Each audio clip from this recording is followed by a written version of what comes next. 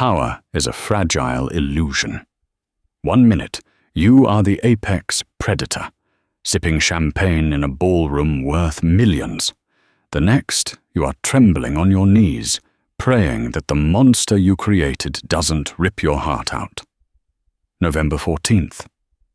That was the night the Ashworth dynasty fell. It wasn't an army that destroyed them. It wasn't a biological weapon. It was a girl named Isolde, a girl whose name they couldn't even bother to remember until she turned into something the world hadn't seen in 500 years.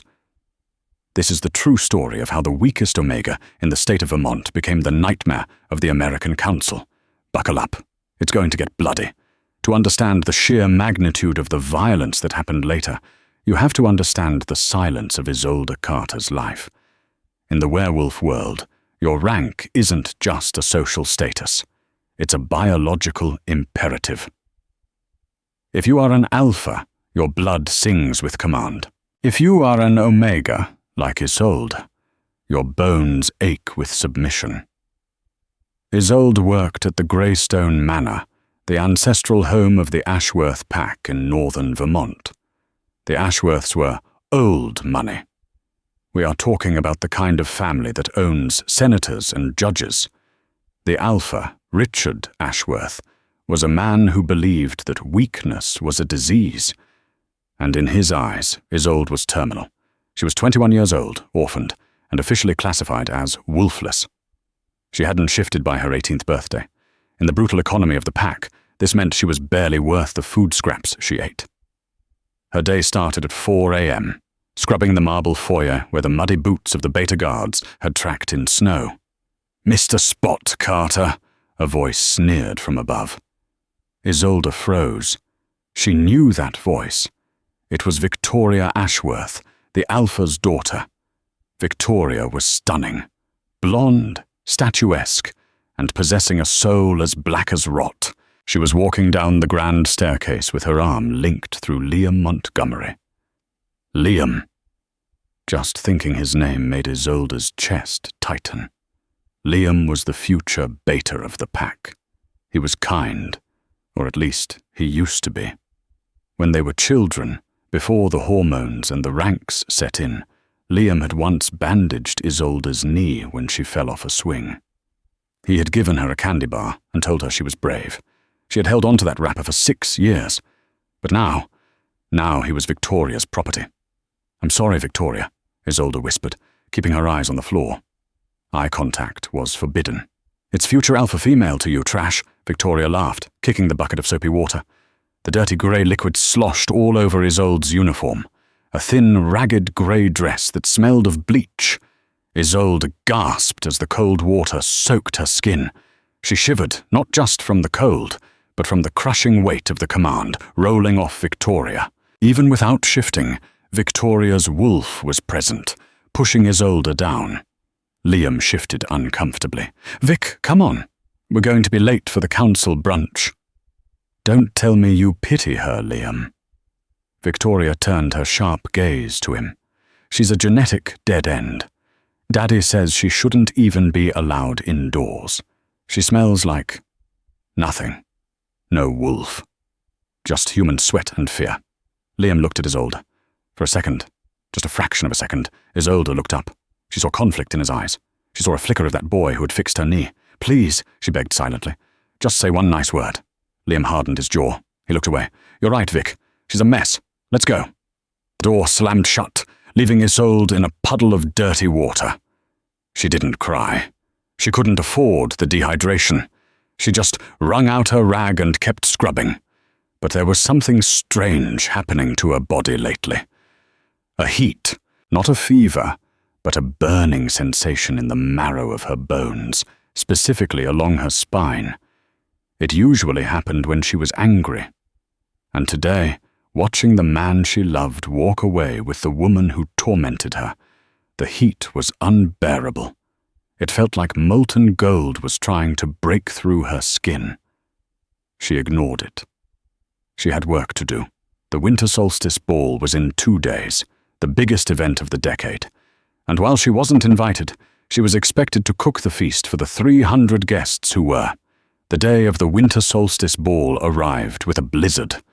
The Greystone Manor was a fortress of lights and luxury against the white storm. Limousines were pulling up the long driveway, depositing the elite of the werewolf world, the DuPonts from Louisiana, the Ivanovs from the Russian delegation, and the formidable Sebastian Vane. Sebastian Vane was a name whispered in fear. He was a rogue alpha, a man who ran a pack of mercenaries called the Iron Legion. He wasn't invited for his pedigree. He was invited because Alpha Richard Ashworth owed him money. A lot of it. In the kitchens, the heat was sweltering. Isolde had been chopping vegetables for 6 hours straight. Her hands were blistered. "Isolde!" The screech came from the service entrance. It was Beatrice, Victoria's personal maid. She looked frantic. "You need to come upstairs, now!" Isolde wiped her hands. "I can't. The head chef will kill me. Victoria is having a meltdown. She tore her dress. She demands a seamstress, and the appointed one is stuck in the snowstorm. You know how to sew, right? You fix your own rags all the time." Isolde hesitated. Going to the upper floors during a gala was punishable by a whipping. "I don't have permission." "Alpha Richard gave the order," Beatrice lied.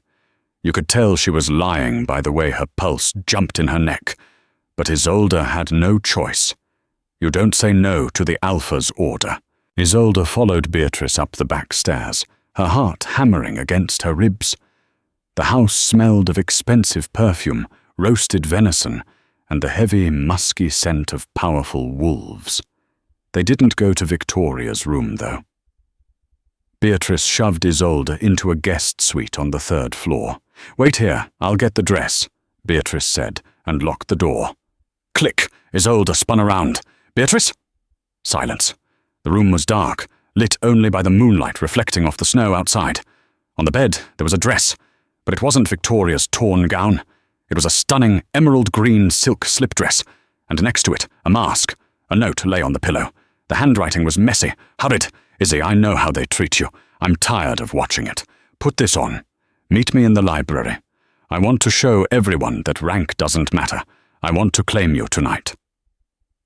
Liam. Isolde's breath hitched. She read the note 3 times. Liam? Was it possible? Had he been pretending to be cruel to protect her from Victoria until the right moment? The heat in her spine flared up again, hotter this time. Hope is a dangerous thing for an Omega. It makes you reckless. With trembling hands, she stripped off her uniform.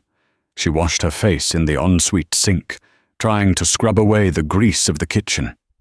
She put on the dress. It fit her perfectly, hugging curves she usually hid under baggy grey wool. She put on the mask. She looked in the mirror. For the first time in her life, she didn't look like a servant. She looked like a queen. She slipped out of the room and navigated the halls towards the library. The house was vibrating with music. She could hear the chatter from the ballroom below. She pushed open the heavy oak doors of the library. It was dimly lit, the fire crackling in the hearth. "Liam?" she whispered. A figure stepped out from the shadows. It was Liam. He looked dashing in the tuxedo, holding a glass of red wine. "You came," he said, his voice thick. "I got your note," Isolde said, stepping closer. "Liam, are you sure? Victoria will—" "Forget Victoria," Liam said. He walked towards her, closing the distance. The air was thick with tension. He reached out and touched her cheek. "You look beautiful, Izzy. I always knew you were." Isolde closed her eyes, leaning into his touch. This was it, the fairy tale, the moment the weak Omega gets the prince. "I love you," she whispered. "I know," Liam said. And then the library lights flooded on, blindingly bright. "Surprise!" Isolde flinched, shielding her eyes. Laughter, roaring, cruel laughter. She blinked, her vision adjusting. The library wasn't empty. It was full. Victoria was there. Alpha Richard was there. Half the guests of the party were squeezed onto the mezzanine level, looking down. They were holding phones, recording. Liam pulled his hand away from her face as if he had touched acid. He smirked, his face twisting into a mask of mockery. "You actually thought," Liam said, his voice loud enough for the cameras, that a future alpha would mate with a kitchen rat, a wolfless defect. Victoria stepped forward, looking radiant and terrifying. "Oh, honey, we had a bet. Liam said you were too smart to fall for it. I said you were desperate enough to believe anything. Looks like I win $500. Isolde stood frozen. The emerald dress felt like it was shrinking, suffocating her. The shame was a physical blow, harder than any kick or punch. She looked at Liam. "But the note, I wrote it," Victoria giggled. "Liam just played his part." "Show us your wolf, pet," someone from the balcony shouted. "Oh wait, you don't have one." Alpha Richard stepped forward, looking bored. "This little entertainment has run its course. Isolde, you have stolen clothes from my daughter's closet. You have abandoned your post in the kitchen. And you have tried to seduce the future beta." "I didn't," Isolde choked out. "Liam!" Richard barked. "Punish her!" Liam hesitated. The crowd watched eagerly. To prove his loyalty to the elite, to prove he wasn't soft, he had to do this. Liam took the glass of heavy, dark red wine he was holding. He looked at Isolde, his eyes dead. "Know your place, Omega," he spat. He splashed the entire glass of wine into her face. The red liquid blinded her, dripping down the expensive silk dress, staining it like fresh blood. The crowd erupted in cheers and laughter. "Get out!" Victoria shrieked. "Before I have the guards drag you out by your hair." Isolde turned and ran. She ran blind, crashing into a side table, knocking over a priceless vase. She didn't stop. She burst out of the library doors, through the servants' corridors, and out the back door, into the blizzard. The cold hit her like a hammer. She was in a thin silk dress. It was 10 degrees below zero. She ran toward the forest, toward the tree line of the Blackwood Ridge. She didn't care if she froze. She didn't care if she died. She just needed to be away from the laughter. She ran until her legs gave out, collapsing into a snowbank deep in the woods. The cold began to numb her limbs, her vision blurred. "This is it," she thought. "I die here."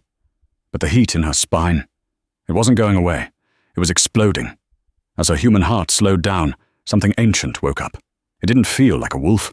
Wolves are pack animals. They are social. This felt like a god. Crack! Her shoulder blade snapped. But she didn't scream. Snap! Her femur broke and reformed. Usually the first shift is excruciating. It takes minutes. Isolde shifted in 3 seconds.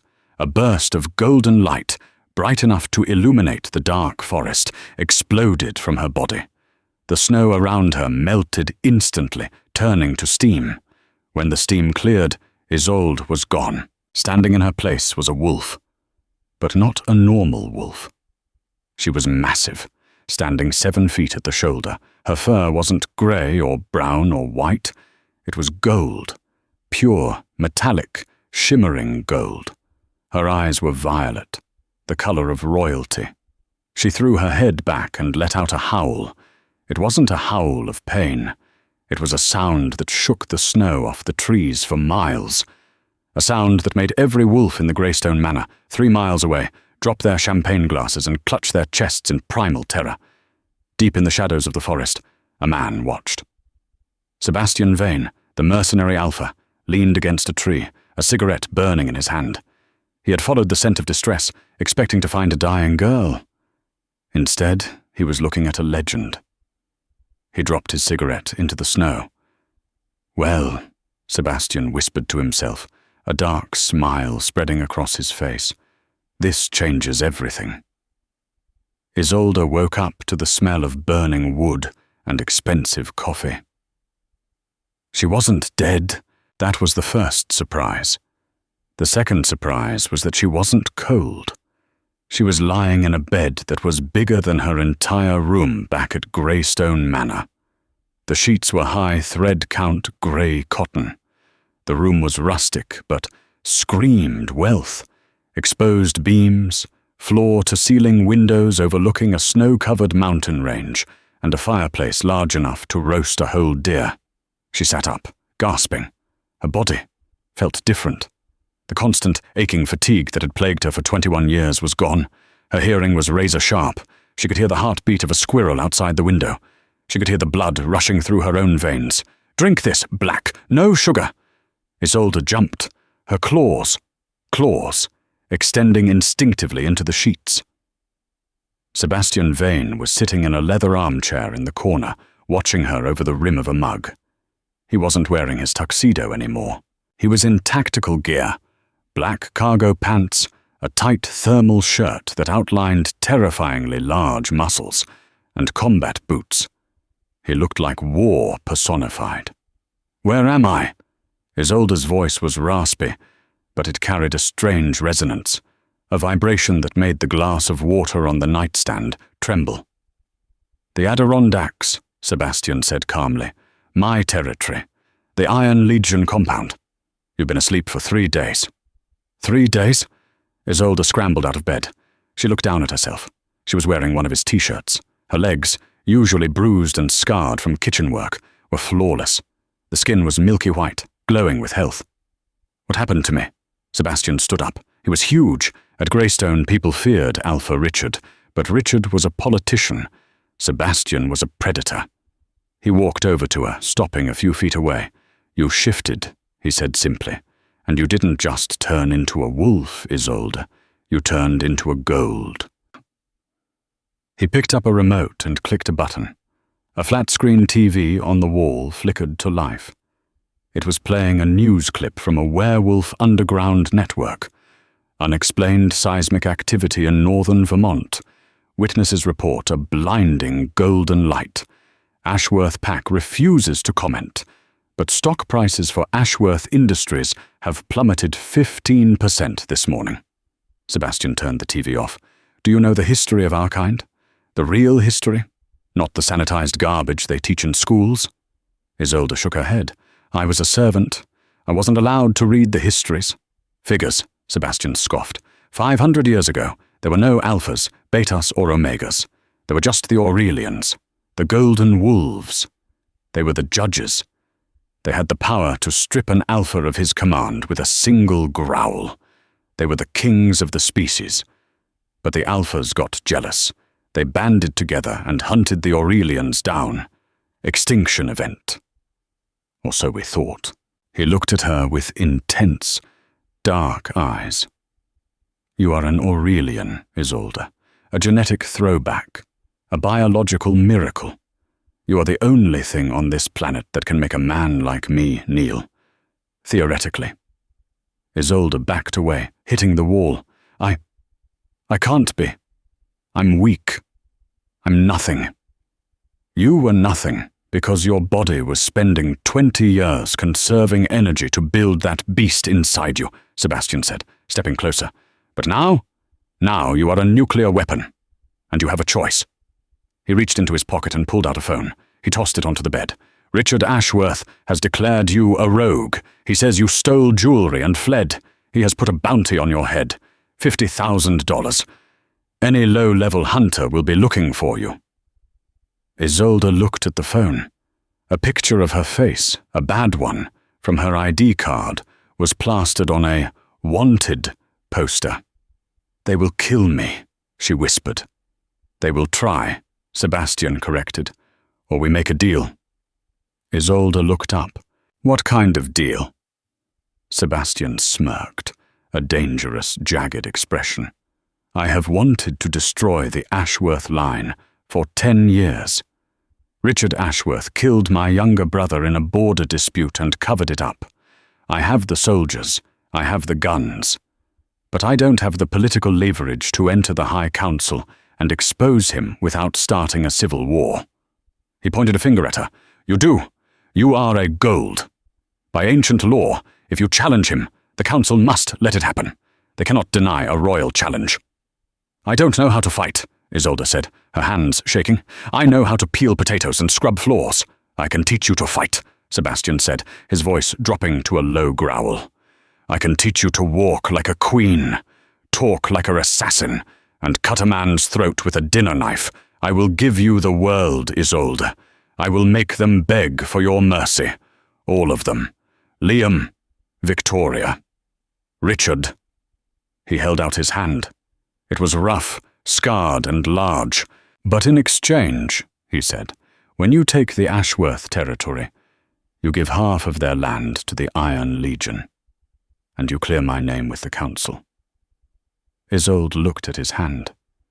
She thought about Liam pouring the wine on her. She thought about Victoria's laugh. She thought about the cold snow and the feeling of dying alone. The heat in her spine flared. Her eyes flashed violet. She reached out and grasped Sebastian's hand. Her grip was surprisingly strong, her nails digging into his palm. "Deal," she said, "but I don't just want half their land, Sebastian." "Oh?" He raised an eyebrow, intrigued. "I want everything," she said, her voice turning to ice. "I want them to lose their money, their status, their homes. I want them to be the ones scrubbing floors. I want to break them." Sebastian threw his head back and laughed, a genuine, booming sound. "I think I'm going to enjoy working with you, Your Majesty." 6 months later. The transformation wasn't a montage. It was hell. For 6 months, Isolde didn't see the sun unless she was running under it with a 50-pound rucksack on her back. Sebastian was a ruthless teacher. He didn't treat her like a fragile princess. He treated her like a recruit. She learned Krav Maga from a former Israeli commando who was part of Sebastian's pack. She learned corporate law and finance from a disgraced Wall Street shark who managed the Legion's money. She learned how to shift seamlessly, calling forth the golden wolf, whom she named Aura, and retracting her in the blink of an eye. But the hardest lesson was psychological. "Stop looking down," Sebastian would yell during dinner. "You look at the floor, you die. Look me in the eye. Command the space." It took 3 months for Isolde to stop flinching when someone raised a hand. It took 5 months for her to learn to walk in 6-inch stilettos while carrying a concealed dagger. By the 6th month, Isolde Carter was dead. In her place stood someone else entirely. The setting, the Grand Elysium Hotel, New York City. It was the night of the Spring Equinox Summit. This was the event where the 12 major alphas of the East Coast met to discuss territory, trade, and treaties. The Ashworths were hosting. The ballroom was draped in silver and blue. Champagne flowed like water. Alpha Richard Ashworth stood at the podium, looking smug. Beside him, Victoria looked bored, tapping on her phone. And Liam looked tired. Rumors were swirling. The Ashworth pack was bleeding money. Their investments were failing mysteriously, courtesy of Sebastian's financial sabotage, though they didn't know that. They needed this summit to secure a loan from the Ivanov pack. "Ladies and gentlemen," Richard boomed into the microphone, "tonight we celebrate unity. We celebrate the strength of the hierarchy." The doors to the ballroom swung open. Usually, late arrivals sneak in, but these doors didn't just open. They were thrown wide by 2 massive guards wearing the insignia of the Iron Legion. The room went silent. The Iron Legion was considered a criminal organization by polite society. What were they doing here? Sebastian Vane walked in. He looked devastating in a bespoke black tuxedo, his hair slicked back, radiating an aura of violence constrained by manners. But no one was looking at Sebastian. On his arm was a woman who sucked the air out of the room. She wore a dress made of liquid gold chainmail that clung to every curve of her body, with a slit that went up to her hip. Her back was bare. Her hair, once a mousy brown, was now a glossy chestnut cascade that reached her waist. But it was her face that froze the blood in Liam Montgomery's veins. She was wearing a mask, a delicate gold filigree mask that covered only her eyes. But the mouth, he knew that mouth. "Who is that?" Victoria whispered, clutching Liam's arm. "She's intimidating." Sebastian guided the mystery woman to the center of the room. The crowd parted like the Red Sea. They walked straight up to the podium where Richard stood. "Alpha Vane," Richard sneered, though his voice wavered. "You weren't invited, and you brought a whore to my summit?" The room gasped. Sebastian didn't speak. He just stepped back, leaving the woman standing alone in front of the Ashworth family. She looked at Richard. Then she looked at Victoria. Finally, she landed her gaze on Liam. She reached up and slowly untied the ribbon of her mask. The mask fell to the floor with a metallic clang. The silence was absolute. You could hear a pin drop. "Hello, Father," she said to Richard, mockingly, of course, as he was her alpha, not her dad. "Hello, Victoria. Hello, Liam." Liam dropped his champagne glass. It shattered, spraying glass over Victoria's shoes. "Isolde," Liam breathed.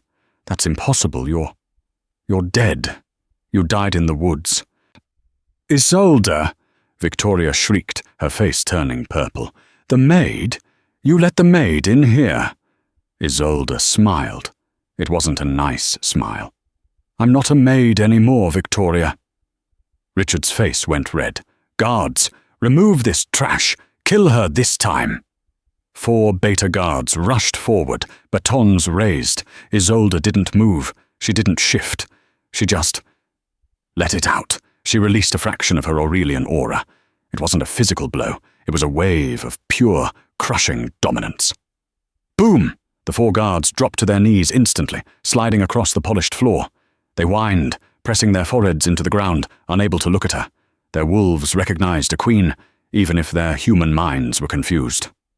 The shockwave hit the crowd. Every alpha in the room, powerful men who ran cities, stumbled back, clutching their chests. The urge to kneel was overwhelming. Isolde stepped over the prostrate guards and walked up the steps to the podium. Richard Ashworth, the man who had terrified her for her entire life, was shaking. His alpha wolf was cowering inside him, whimpering at the presence of the gold. Isolde leaned into the microphone.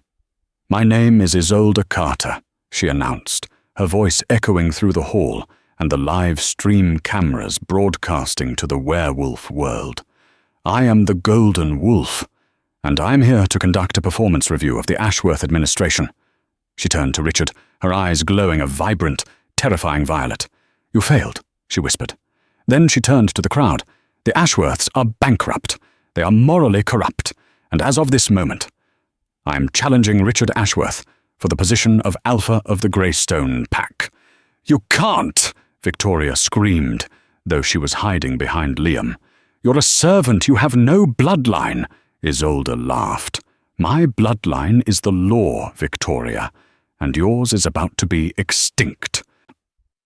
She looked at Sebastian, who was leaning against a pillar, smiling proudly. "Alpha Ashworth," Isolde said, kicking off her high heels so she stood barefoot on the stage. "Shift. Let's finish what you started in the library." Richard roared, his ego finally overriding his fear. "I will tear your throat out, you ungrateful bitch." His bones cracked as he shifted into a massive, dark grey wolf. He was large, experienced, and vicious. He lunged at her, jaws snapping for her neck. The crowd screamed. Isolde didn't shift. Not yet. She waited until his jaws were inches from her face. Then she sidestepped with a speed that the human eye couldn't track. She grabbed the fur of his neck with her human hand and slammed his head into the podium. Crack! The wood splintered. Richard yelped, scrabbling to get up. "Is that it?" Isolde asked, looking down at him. "Is that the power of the Ashworth line?" She stepped back, giving him room to recover. "Get up. I want you at your best when I break you." Richard shook his massive head, snarling. He circled her, looking for an opening. "Liam!" Richard roared, in wolf speak, intelligible to the pack. "Help me! Kill her!" Liam stood frozen. He looked at the golden goddess on the stage, and then at the frantic, slobbering wolf that was his alpha. "Liam!" Victoria pushed him. "Do something!" Liam took a step forward. Isolde turned her violet gaze on him. "One step, Liam. Take one step, and I burn you first." Liam stopped. He looked at his hands, the hands that had poured wine on her. He looked at her eyes, and for the first time in his life, he made a smart decision. He stepped back. "No," Liam whispered. "I won't fight a gold." "Traitor!" Victoria shrieked. Isolde turned back to Richard. "Looks like you're alone, Richard. Just like I was." The air around Isolde began to shimmer. The heat rose. The gold was coming. "Now," Isolde said, her voice layering with the growl of the beast. "Let me show you a real wolf." The air in the ballroom crackled with static electricity, the kind that raises the hair on your arms before a lightning strike. Richard Ashworth, in his massive grey wolf form, was snarling, saliva dripping onto the expensive parquet floor. He was huge, a testament to decades of good feeding and power, but he looked small compared to the pressure building around the girl standing barefoot before him. Isolde closed her eyes. She didn't just shift, she unleashed. It started with a sound, a low, resonant hum that vibrated in the chest of every guest. Then the light. It didn't burst outward. It poured out of her skin like liquid fire, her bones rearranged with a sickening, wet crunch that she didn't even flinch at. When the light faded, the ballroom was silent. Standing where the girl had been was the golden wolf. She was a nightmare of beauty. Her fur was not just yellow, it was metallic, each strand reflecting the chandeliers above like spun bullion. She was a foot taller than Richard. Her claws were black obsidian. Her eyes were two pools of glowing violet plasma. Richard hesitated. His instinct, the primal part of his brain, screamed at him to roll over and expose his throat. But his pride, the arrogance of an Ashworth, forced him to attack. He lunged, aiming for her hind legs to hamstring her. Isolde didn't even turn. She simply sidestepped, a blur of gold motion, and slammed her hip into his flank. The impact sounded like a car crash. Richard flew across the room, smashing into the buffet table. Silver platters of lobster and caviar went flying. He yelped, a high-pitched sound that embarrassed his pack members watching from the sidelines. He scrambled up, shaking off the cocktail sauce, and roared. He charged again, this time feinting left and snapping at her throat. Isolde caught him. She didn't dodge. She caught his open jaw with one paw, her claws digging into his snout, and pinned his head to the floor. She leaned down, her massive golden jaws hovering inches from his exposed neck. She growled, a sound that translated clearly into the minds of everyone present. "Is this the alpha who ruled me? You fight like a pup." She bit down. Not to kill, but to maim. She tore a chunk of fur and flesh from his shoulder. Richard howled in agony. She tossed him aside like a rag doll. He skidded to a halt at Victoria's feet. Victoria screamed, backing away from her bleeding father. "Daddy!" Richard shifted back to human form. He was naked, bleeding heavily from his shoulder, shivering on the floor. He looked pathetic. He looked weak. Isolde shifted back. The transition was smooth, almost elegant. She stood there, breathless but unharmed, the gold dress miraculously reforming. A trick of high-level shifting magic Sebastian had paid a fortune to teach her. She walked over to Richard. She placed a bare foot on his chest. "I yield!" Richard wheezed, blood bubbling on his lips. "I yield! You are the alpha." "I know I am," Isolde said coldly. "But I don't want your title, Richard. I want your life." A gasp went through the room. "Please," Richard begged, clutching her ankle. "I'll leave. I'll go into exile. Just let me live." Isolde looked around the room. She saw the faces of the people who had mocked her for years. She saw the head chef who had burned her hands. She saw the guards who had kicked her. "Death is too easy for you," Isolde said. She looked at Sebastian. "Do we have the collars?" Sebastian stepped forward, grinning like a shark. He snapped his fingers. 2 Legion soldiers marched in, carrying a heavy metal box. Inside were 3 collars made of dull, rusted iron, silver-lined dampener collars. They prevented a wolf from shifting and caused constant, low-level pain. "These are illegal," Liam whispered, horrified. "So was starving a child," Isolde shot back. She picked up a collar. She threw it at Richard. "Put it on." With trembling hands, the former alpha clasped the iron around his own neck. He slumped as his connection to his wolf was severed. Isolde turned to Victoria and Liam. "You two as well!" "No!" Victoria shrieked. "I am a high-born lady. I will not—" Isolde didn't speak. She just flared her violet eyes. Victoria's knees buckled under the command. Weeping, Victoria crawled forward and put on the collar. Liam looked at Isolde. "Izzy, please. We were friends. I loved you once." "You loved your status more," Isolde said, her voice devoid of emotion. "Collar. Now." Liam put it on. Isolde addressed the room. "The Ashworth reign is over. This territory now belongs to the Iron Legion. And as for these three—" She pointed to the grand staircase. "Take them to the servants' quarters in the basement. They will live in the boiler room. They will wake up at 4 a.m. They will scrub the floors. And if I see a single speck of dust—" She leaned in close to Victoria's tear-streaked face. "I will whip you myself." As the guards dragged the screaming Ashworths away, Sebastian walked up to Isolde and handed her a glass of champagne. "That was poetic," he murmured. "But don't get too comfortable, Your Majesty." Isolde took a sip, her hands finally shaking now that the adrenaline was fading. "Why?" Sebastian nodded towards the entrance. "Because you just publicly humiliated a council-backed alpha. The real war just started." 3 days later, the Greystone Manor was unrecognizable. The Iron Legion had moved in. The tacky velvet drapes were gone, replaced by tactical maps and austere furniture. The perimeter was patrolled by wolves who knew how to kill, not just how to pose for photos. Isolde sat in the Alpha's office, her office now. She was reading the ledger books.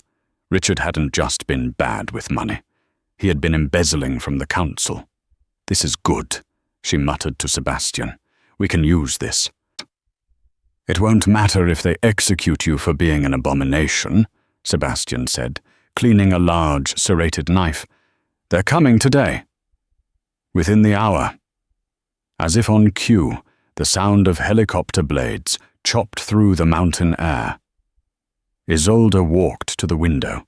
3 black helicopters, sleek and unmarked, were landing on the front lawn. The snow whipped around them in a frenzy. Men in grey suits stepped out. They weren't soldiers. They were worse. They were justiciars.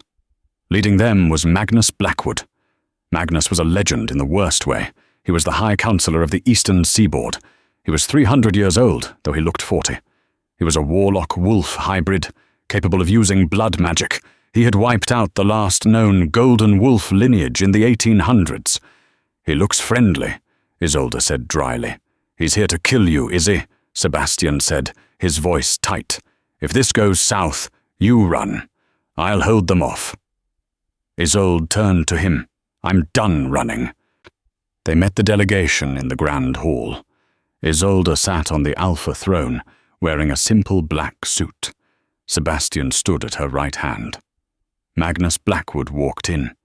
He was tall, thin, and pale, with eyes that looked like broken glass. He didn't bow. "Isolde Carter," Magnus said, his voice sounding like dry leaves skittering on pavement. "You are accused of unlawfully seizing a council seat, maiming a recognized alpha, and utilizing forbidden blood magic to mimic the Aurelian form." "I didn't mimic anything," Isolde said, remaining seated. "I am Aurelian." Magnus laughed softly. "Impossible. We killed them all. You are a mutation, a cancer, and we are the surgeons." He raised a hand. "Seize her!" 6 justiciars moved forward. They pulled out rods made of white oak, weapons designed to paralyze wolves. "Touch her and you lose the hand," Sebastian growled, stepping forward, his own men raising their assault rifles. "Sebastian Vane," Magnus sneered. "The rogue dog. Do you really think your bullets can stop council magic?" "Let's find out," Sebastian said, disengaging the safety on his rifle. "Stop!" Isolde commanded. She stood up. She walked down the steps of the dais toward Magnus. The justiciars tensed, but she ignored them. She stopped 2 feet from the High Counselor. "You're afraid," she said softly. Magnus's eye twitched. "I fear nothing, girl." "You're terrified," she corrected. "You're not here because I broke the law. Richard broke the law every day. You're here because my existence proves that your history books are lies. You didn't kill the Aurelians because they were tyrants. You killed them because they could do this?" Isolde didn't shift. She didn't need to. She reached into the well of power deep inside her, the golden connection that linked her to every wolf on earth. She looked at the 6 justiciars. "Kneel!" She didn't shout it. She thought it. She projected the command directly into their blood. The justiciars froze. Their faces contorted in agony as their own wolves fought against their human training. The golden command was absolute. It bypassed loyalty, logic, and magic. It was biological law. One by one, the justiciars dropped their white oak rods. One by one, they fell to their knees, bowing their heads to the floor. Magnus watched in horror. He began to chant, a dark, guttural spell, his hands glowing with green, necrotic energy. He launched a bolt of magic straight at Isolde's heart. "No!" Sebastian shouted, diving in front of her. But Isolde was faster. She caught the bolt of magic. She physically caught it. Her hand glowed gold, absorbing the green energy, twisting it, neutralizing it. "You have forgotten," Isolde whispered, her eyes turning full violet. The Aurelians were the judges of magic, too. She crushed the energy in her hand, dispersing it into harmless sparks. She grabbed Magnus by the throat and lifted him off the ground. For a 300-year-old warlock, he was surprisingly light. "I demand a high trial," Isolde announced to the room, her voice booming with authority. "By the ancient laws of the First Pack, you cannot execute me without a trial before the full council." Magnus clawed at her hand, gasping for air. "They will destroy you." "Let them try," Isolde said. She dropped him. Magnus fell to the floor, coughing and wheezing. He looked up at her with pure hatred. "You have your trial, girl," he spat. "1 week, the Solstice Court. If you cannot prove your lineage is pure, if you cannot prove you are fit to rule, we will not just kill you. We will erase you from history." "Get out of my house," Isolde said. Magnus scrambled up, signaled his men, who were groggily standing up, looking confused and ashamed, and retreated. As the doors closed, Isolde swayed. The display of power had drained her. Sebastian caught her before she fell. "You okay?" he asked, holding her steady. "I just declared war on the entire government," she said with a weak smile. "Yeah, you did," Sebastian grinned. "It was hot." Isolde laughed, but her eyes were serious. "We have 1 week, Sebastian. We need leverage. We need to find out why they really killed the Golds. We need to find the archives." "The archives are lost," Sebastian said. "Burned centuries ago." "Not all of them," a voice came from the shadows. They turned. Standing in the doorway of the servants' entrance was an old woman. It was Martha, the elderly laundress who had worked at Greystone for 50 years. She was a mute Omega who had never spoken a word to anyone. "Martha?" Isolde asked. Martha walked forward. She stood straight, shedding the hunch of a servant. Her eyes were clear and sharp. "My name is not Martha," the old woman said, her voice crisp and educated. "My name is Seraphina Aurelius, and I have been waiting for you, granddaughter." Isolde froze. Sebastian's hand went to his gun. "Granddaughter?" Isolde whispered. "The bloodline didn't die out," the old woman said, smiling sadly. "We went underground. We hid in the mud, in the kitchens, in the places the alphas were too proud to look. We waited for the gene to resurface." She reached into her apron and pulled out a heavy, leather-bound book wrapped in oilcloth. "This is the Book of Origin," she said. "It contains the names of every council member who betrayed us. It contains the proof of their crimes. If you bring this to the Solstice Court, you won't just win your life, you will topple the entire regime." Isolde looked at the book. Then she looked at Sebastian. "Looks like we're going on a road trip," Sebastian said. Isolde took the book. "No, we're going to a revolution." The Solstice Court was not a building. It was a ruin built into the side of a dormant volcano in Iceland. It was neutral ground, ancient and steeped in blood. The amphitheater was packed. Every alpha, dignitary, and warlord from across the globe had gathered. They weren't there for justice. They were there to watch the execution of the golden abomination. Isolde stood in the center of the obsidian pit. She was no longer the girl in the grey rags.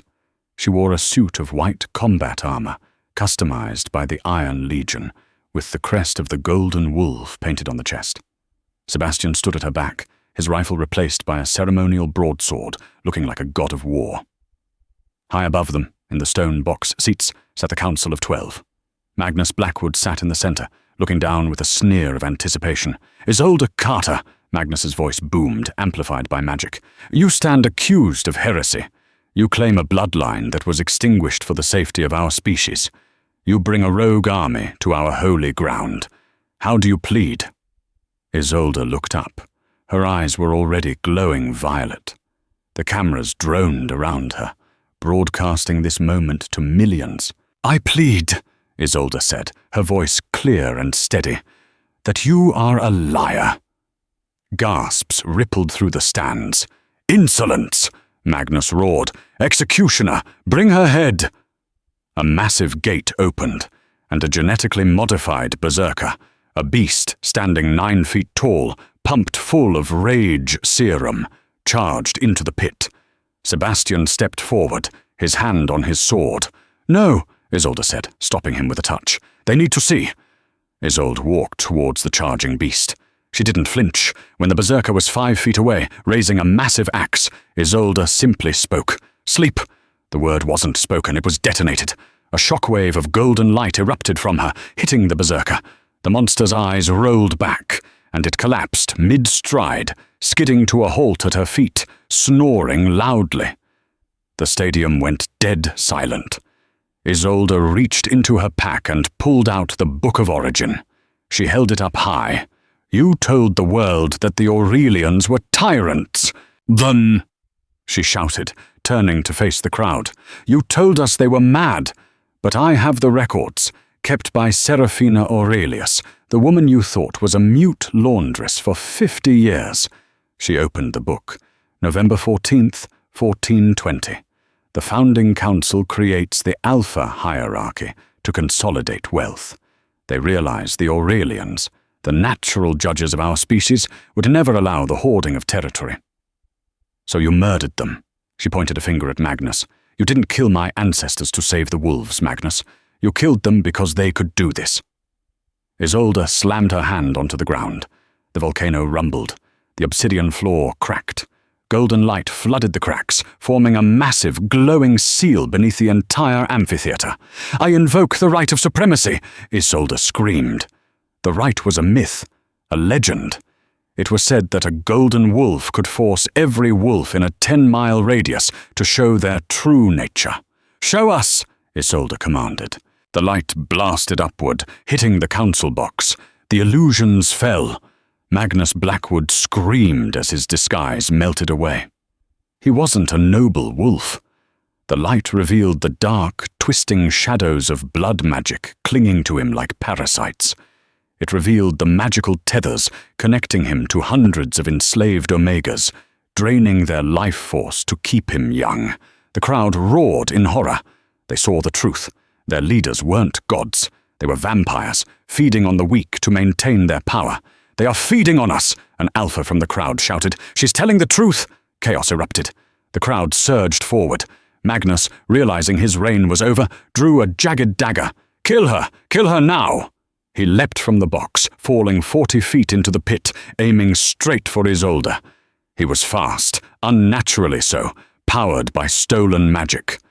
Sebastian moved, but he wasn't close enough. Isolde didn't need him to be. She caught Magnus in midair. She didn't use her hands. She used her aura. The golden light solidified, wrapping around Magnus like a giant fist, suspending him helplessly in the air. She walked up to him. He struggled, spitting curses. "You wanted to erase me," Isolde whispered, her eyes burning with violet fire. "So I will erase you." She placed her hand on his forehead. "I strip you of your rank," she intoned. "I strip you of your wolf. I strip you of your magic." Magnus shrieked, a sound that haunted those who heard it for the rest of their lives. The black magic was ripped out of him. His youth evaporated. In seconds, he withered into a frail, shriveled old man, barely able to breathe. She dropped him. He lay in the dust, a human shell. Isolde turned to the council. The remaining 11 members were trembling, their hands raised in surrender. Isolde looked at the crowd. The thousands of wolves who had been mocking her minutes ago were now kneeling, not out of fear, but out of awe. Sebastian walked up to her. He took her hand and raised it high. "Behold," Sebastian's voice carried over the wind, "Isolde of the House Aurelius, the Golden Wolf, the Apex Queen." The chant started low, then became a roar that shook the mountain. "Long live the Queen! Long live the Queen!" 2 weeks later, the world was different. The council was dissolved. A new Senate was formed, with representatives from Alphas, Omegas, and Betas alike. At Greystone Manor, the basement was cold. Victoria Ashworth scrubbed the concrete floor, her hands raw. Liam Montgomery was hauling coal into the furnace. They were tired. They were hungry. Above them, in the main hall, a TV was playing. It showed the coronation. Isolde sat on a throne of gold and iron. She looked radiant. Beside her, standing as her equal, as her consort and general, was Sebastian Vane. He looked at her not with possession, but with absolute devotion. And finally, the reporter on the TV said, "Queen Isolde has announced a new law. No wolf shall be judged by their rank at birth, but by the content of their character." Liam stopped shoveling. He looked at the screen, at the woman he had thrown away for a title that no longer existed. A single tear cut through the coal dust on his face. "She looks happy," he whispered. "Shut up and dig," Victoria snapped, though she was weeping too. Back in the palace, Isolde turned off the cameras. She kicked off her heels and leaned back on the throne. "Tired?" Sebastian asked, rubbing her shoulders. "Exhausted," Isolde smiled, leaning her head back against him. "Ruling the world is hard work." Sebastian kissed her forehead. "Good thing you have a very dangerous, very devoted alpha to handle the paperwork." Isolde laughed. She pulled him down for a kiss. Outside, the snow was falling, but inside, the golden fire burned bright, warm, and eternal. The Omega was gone. The Queen had risen. That, my friends, is the story of Isolde Carter, from a scullery maid scrubbing floors to the Apex Queen, who brought an entire corrupt empire to its knees. It's a reminder that true power doesn't come from a title, a rank, or a bank account. It comes from the fire inside you that refuses to burn out, no matter how much cold water or red wine the world throws in your face. The Ashworths learned the hard way that you should never mock the weak, because you never know what kind of monster is sleeping inside them, waiting for the right moment to wake up. Now, I have a question for you. If you were Isolde, would you have shown mercy to Liam and Victoria, or would you have taken a darker revenge? Let me know your verdict in the comments below. If you enjoyed this roller coaster of revenge, romance, and justice, please hit that like button. It really helps the channel grow. Subscribe and ring the bell so you never miss the next part of our werewolf romance saga. Until next time, keep your pack close and your enemies closer.